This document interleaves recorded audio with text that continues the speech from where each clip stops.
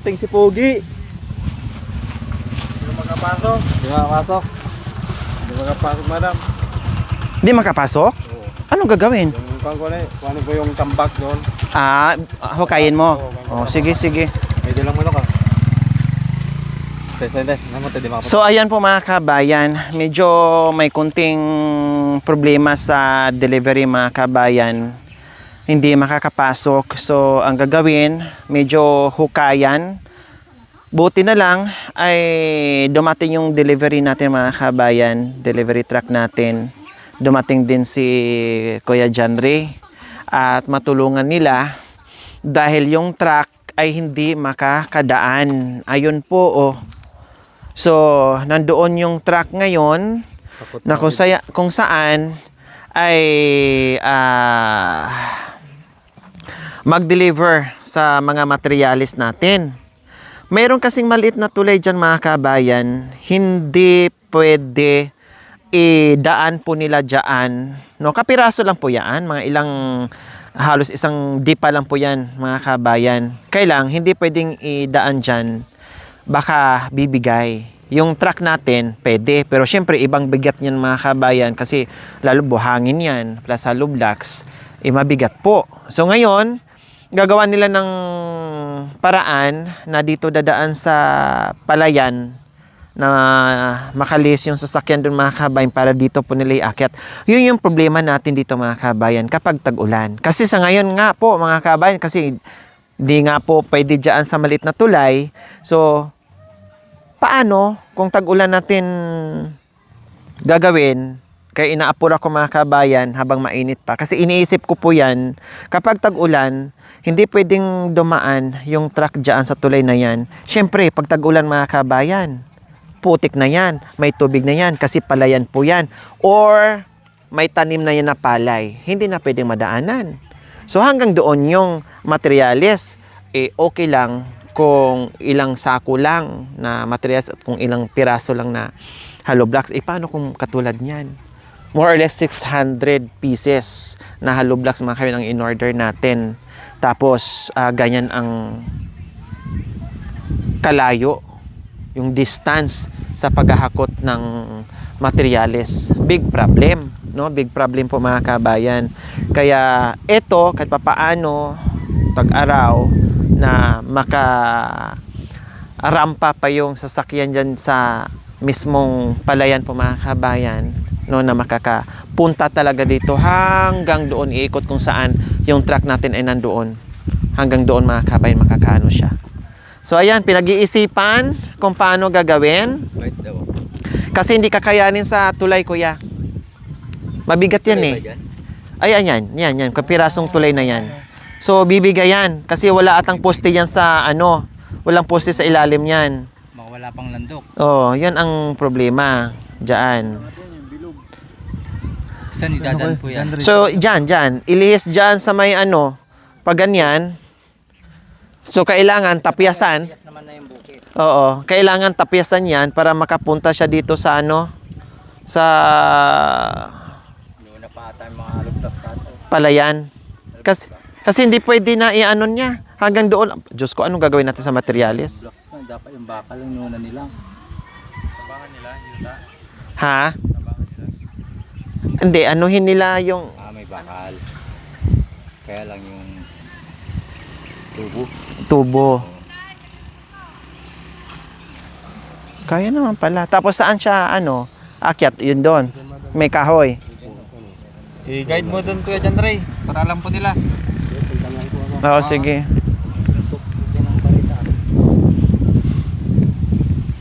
Pag hindi nila kaya, kuya, buhatin natin yung truck. Good.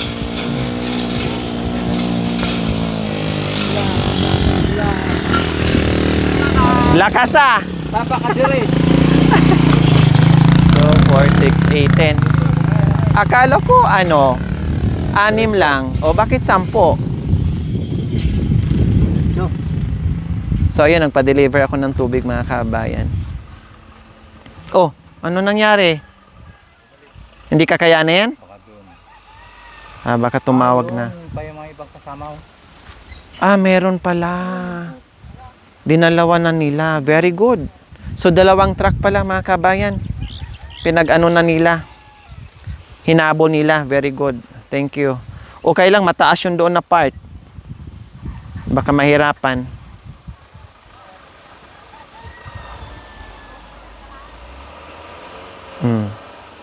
Oh, 'di ba? Hindi na makabelta. Namatayan na. Mabigat yung dala niya. Oo, mabigat 'yan, hollow block saka buhangin.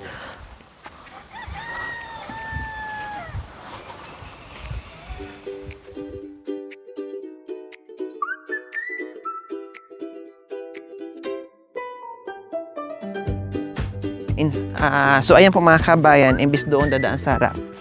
So dumaan tayo dito sa likod ng Jupiter, no? Hindi pwede doon sa kabilang planeta mga kabayan. Tumawid tayo sa kabilang planeta para maihatid ang ating materyales. Kaya dito natin sunduin sa likod. Medyo malayo pero okay lang. Ang importante ay makakadaan yung truck natin. Nandiyan na po. Ay, salamat. Ate, sa gawa na ng paraan. No? Dada na rin dyan. Umikot sila. Hindi, nandito pa. Nandun pa yung ibaw. Dito kami nangahoy. Ay, ang layo nga mga kabayan. So, ayun. Ginagawaan po ng paraan. Hinuhukayan yung daan mga kabayan kasi ang lupa hindi pantay. Uka-uka, butas-butas. So, ayan, ay hinuhukayan po ni Kuya Jandre, saka yung anak niya at saka yung ating mga delivery boy. Ayan. Butin lang may isang paraan. Kaya sabi ko nga po mga kabayan, kung wala tayong choice talaga mga kabayan. Buhatin natin yung sasakyan. Buhatin natin yung truck. Wala tayong ibang choice kundi problema tayo. Okay, lahat mga nakanay, mabalikan kayo sa ano ha. Ang lakas ni Nanay Irma. So, yung isang truck nandoon pa kasi nahuli mga kabayan. Yung ano. Yun yung nauna kanina. Medyo nahirapan doon sa pagmaniobra. May tulay nga, pero hindi naman natin pang light, vehicles mga kabayan. Pero siyempre, kung wala tong laman, pwede. May buhangan kasi. Tapos ayun, buhangin at saka hollow blocks. Nay, dandaan po ha, matusok yung mata nyo. Yung kamay nyo. Okay na po yan, Nay. Kasya na po dyan. Ayan, pinagtulungan na. Nako, thank you naman sa hardware. Talagang hinabo nila yung yung oras at 2 truck po talaga ang ginamit nila para maihatid nila kasi kung hindi ako nagkakamali 3 load ba yan na na buhangin, no? 3 load po ata, tapos may mga bakal pang mga kabayan. Hirapan yung kontra. Sa katubo. Hindi kasi mabigat. Kaya mabigat, hindi siya basta-basta mga kabayan. Branch yun yung sabi. Oo. Ito din po yung binilhan namin nung nakaraan doon kay Tatay Ray.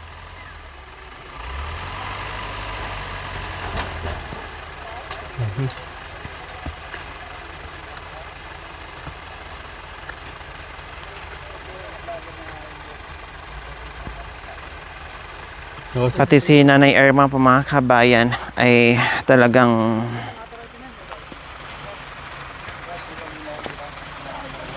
tumulong na.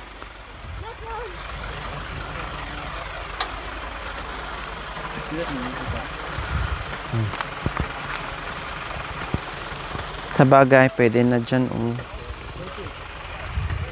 Malalim kasi na. Malalim kasi talagang tuyong-tuyo yung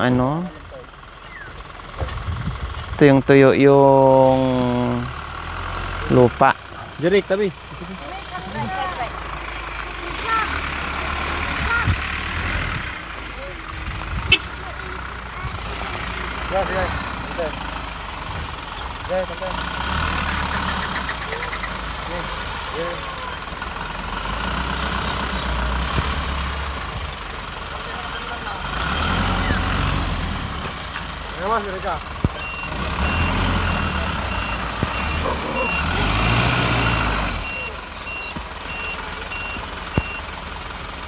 Sige ka, lamig ka.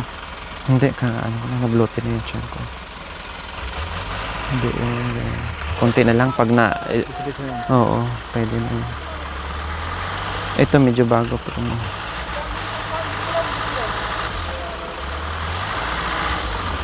Ang pangalan ng hardware niya, ano sa'yo? Ouch! Mabigat yung isa. Ha? Oh, mas mabig. May ano kasi.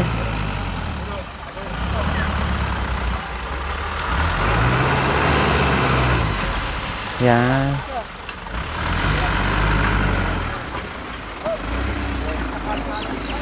Ay.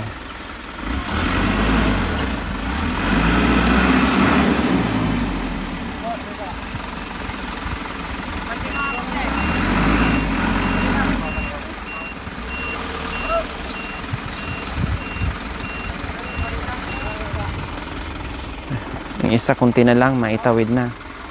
Doon Ate Gemma sa ano, sa may tulay, hindi pwede silang lumiko doon? Pwede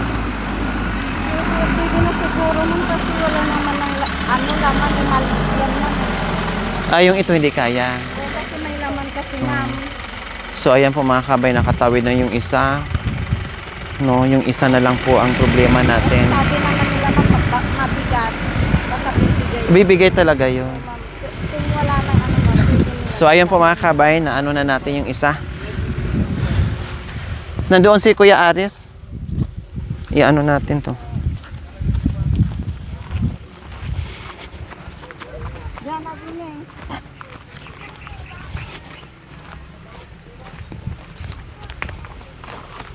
Diba po mga kabayan, ang layo ng ikutan. Mga kabayan, thanks God. Nakarating din. Yung isa na lang. Ay, ito na. Thank you. Nandito na rin pala ang isa. Naka, ano na rin. Nakaahon na din. Bante pa Roy. Hindi, di siya makalabas. Pag-ubusan dito.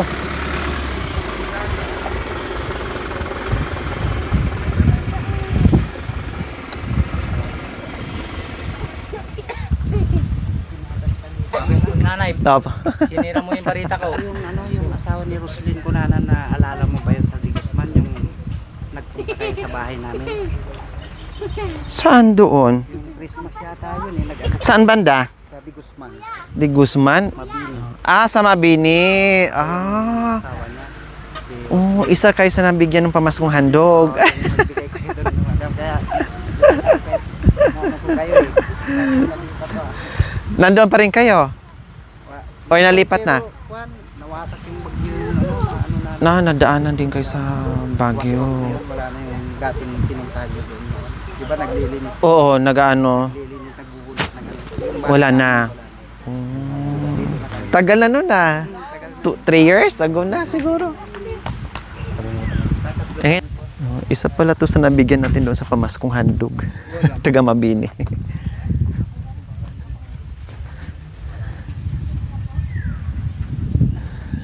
So ayan po mga kaban, isa sa pahinante ng truck. Isa din sa nabigyan ko sa pamaskong handog natin last 2 years. No? So nagulat siya. Dahil yung asawa niya noon, yung naglilinis, o yun po yung nabigyan natin na daanan, nabigyan ng pamaskong handog. Ha?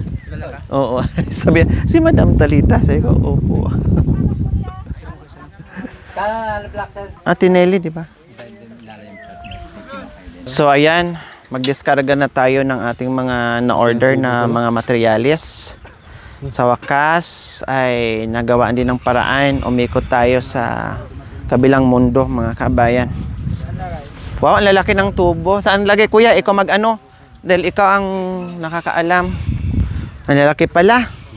Parang magtayo tayo ng building. O yung Wrangler ko kuya, nagasgasan.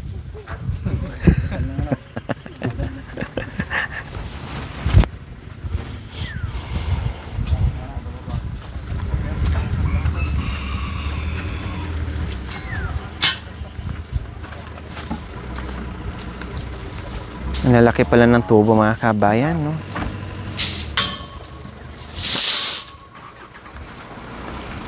Anong size yan kuya? Ay, ano yung tubo natin? 3. Eh, yung dos na sinasabi mo, mas maliit dyan.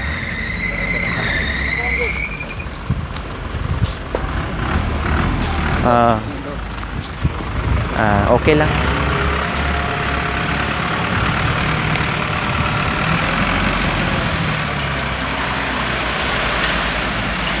Isang load na yan, kuya?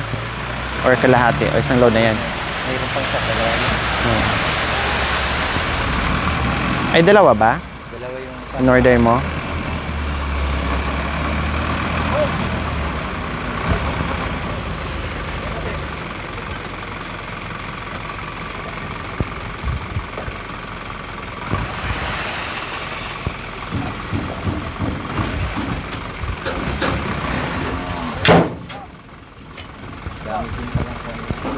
Truck.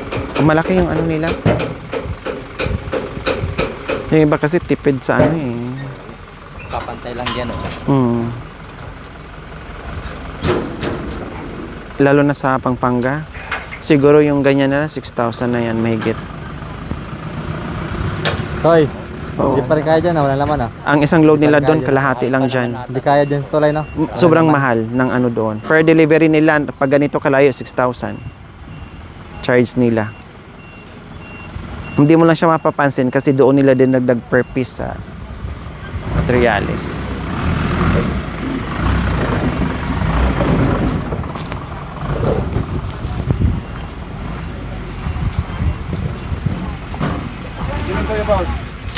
Dito na lang.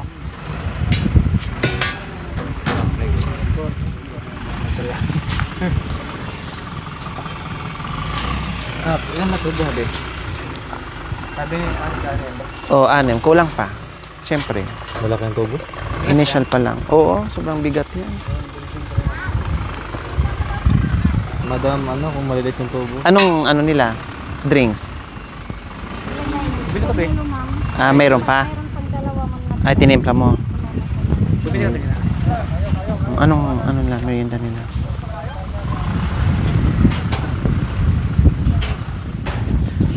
So ayan na po mga kabayan, nandito na po yung ating mga materialis para dito sa ating pabahay ni Ate Jema. Pahirapan pero sa wakas mga kabayan ay nakaahon din dito ng matiwasay. Kaya ayan, diskarga na po tayo sa ating mga materialis. Maraming kupunan, tulong-tulong para mapabilis ang ating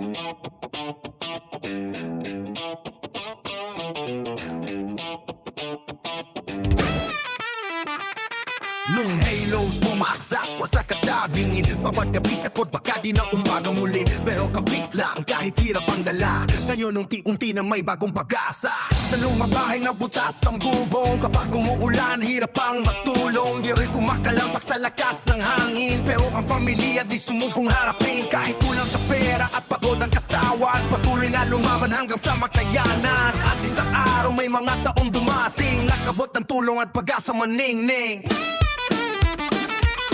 Maraming salamat sa mga tumulong Sa pag-arap namin halos mabuwag noon Ngayon ang bahay ay muli nagsisimulan Kasama ang dasal at pagmamahalan yon Mula sa wasak na halos matubang Ngayon ay unti-unti nang bumabangon sila Hindi man madali ang bawat dinaanan Pero may pag-asa sa bawat tulungan Yo! Dating tagilid, halos wala nang sandalan Ngayon may liwanag sa bagong tahanan Mga taong may pusilak na puso Kayo ang dahilan, bakit may bagong yugto Hindi nasukat sa yaman ang pagtulong Kundi sa pusong handang mong malalay ngayon Bawat hollow blocks, bawat pawis at oras May dalang pag-ibig na di matutumbasan Habang itinataas ang bagong dingding Kasabay ni Pagpanggap na nagigising Mga luha noon ay mapapalitan Ng mga ngiti sa bagong tahanan Maraming salamat sa mga tumulong hati-hati kayo sa anim. O kuya. Anim. Oh, hati-hati kayo ha.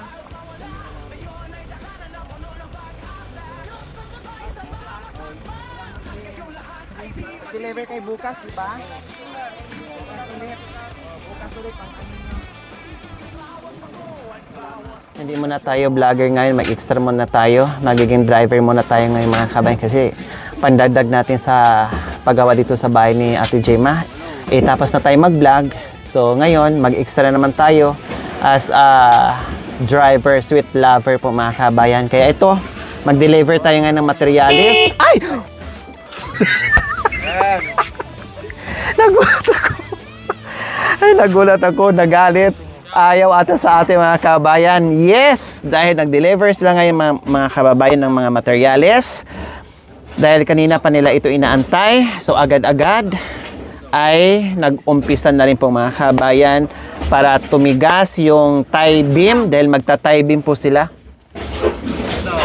Magta-tie beam po sila mga kabayan. Kaya naghabol din sila. Para bukas, at least, ay maano na siya. Titigas na kumbaga. Sorry kuya ha, hindi ko sinadya na bumusina. Merinda mo na kayo. Merinda mo na. Huwag kang mahiya, kumuha lang ka ng mangga libre ha. Opo, pwede po. Isang sako pwede. Pwede po. Pero hindi kayo makakalabas dyan. Ay masarap po yan. Ito po oh, kahit mga ganyan. Ayan, ayan. Ito po oh. Nay, pahingi po mangga nay ha. Di Gemma ha? Karga na lang po. Samantalahin nyo na, pati puno, magbit-bit na rin kayo. Yung, ayun, ito, ayan po, ayan po. Wait lang, oo. O, magmerienda pa sila. Babalik ako. Maganda. Nakontak mo, ate. Nakita lang niya man. Baka hindi pa siguro ako.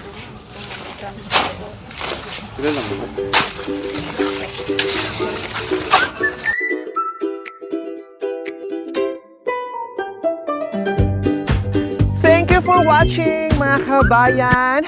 Don't forget, like, share, and subscribe. And please, click the notification bell para updated po kayo sa ating mga videos. Thank you! Bye!